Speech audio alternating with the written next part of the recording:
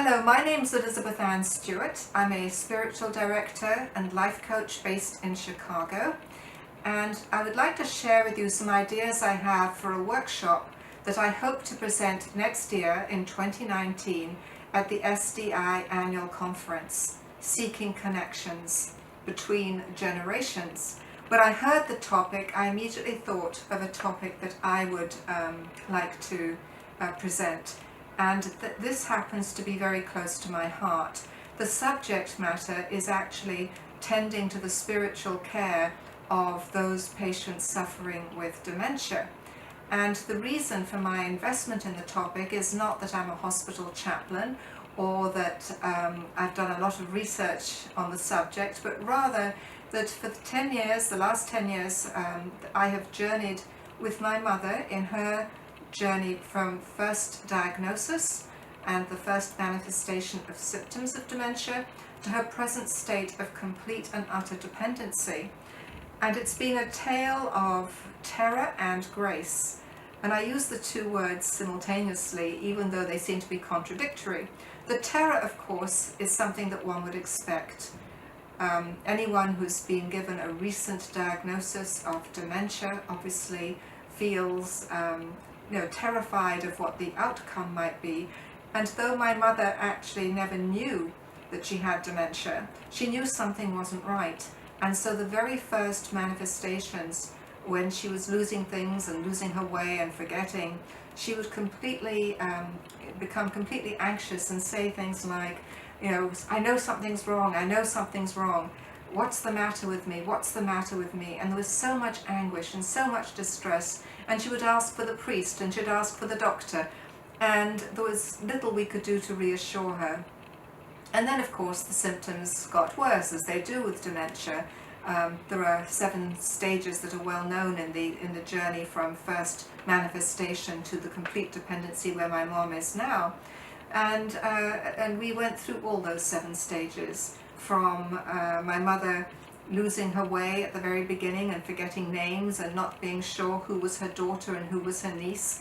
Some rather comical situations along the way, like making the caregiver 10 sandwiches for her lunch, I think 10 hard-boiled eggs, and there was one caregiver and all this food, and my mother in her generosity couldn't count anymore, and so gave as much as she could.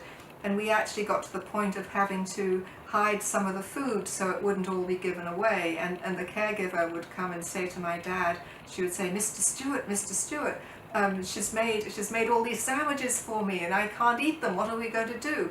But my mother was expressing her generosity at that stage of her journey. And as I reflect on the whole journey, even though my mother is a shadow of who she was, there is still the essence of my mother there, an essence that is caring and loving and giving and interested. And as part of this workshop experience, I want to share some of her actions and her language. We will look at words that she uses even now when she's lost the gift of speech, but she still communicates and she can say things every now and again. Sometimes it's a word, sometimes a phrase, sometimes every now and again a complete sentence, though this is very rare. She did ask her nurse recently, why are you sticking that pin in me? Which I thought was quite remarkable.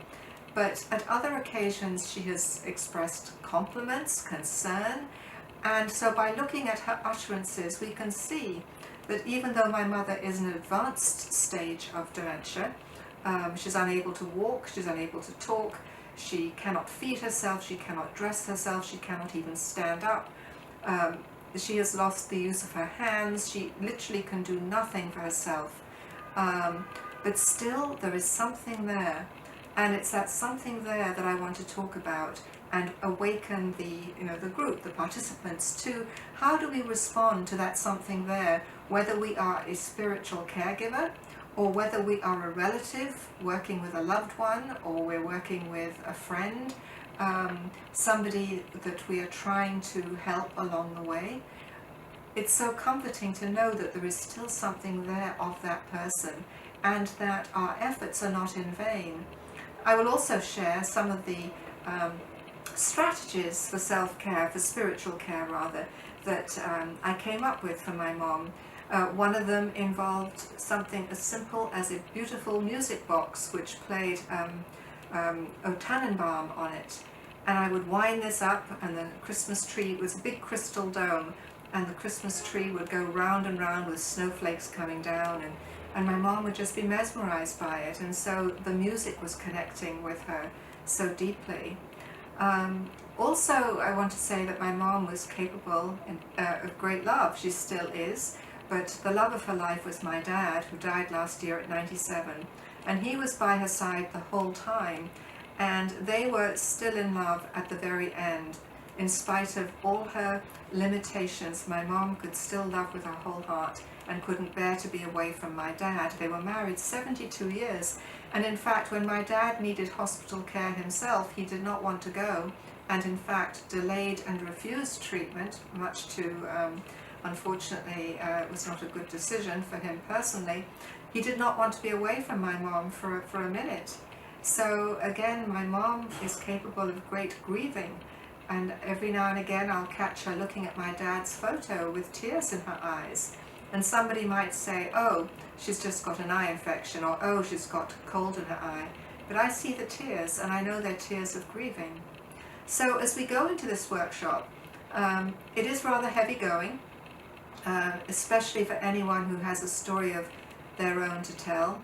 There will be some comic moments, moments of misunderstanding, or moments which are just so outrageous that, you know, it's difficult to imagine them actually having occurred. I will not be doing all the talking. I'll be asking people in the audience to share some of their own stories. We'll look at how one can be present, the holy presence that we can offer to those suffering from this terrible disease. But we will also look at what they have to offer us, because though we might think we are doing the ministry by being present to somebody suffering from dementia, in reality God is present in them and can touch our lives in ways we never imagined or believed possible. And so the question then becomes, who is the healer and who is the healee? Who is the spiritual director and who is the one giving direction? So on those thoughts I will leave you, and I hope that you will get the chance to hear some more ideas in this workshop, and that I will get to hear from you as well, and that together we can step forwards in terms of how to be spiritually present to those suffering dementia, because they are deserving and worthy of every bit as much of spiritual care as somebody who's in their right mind, supposedly.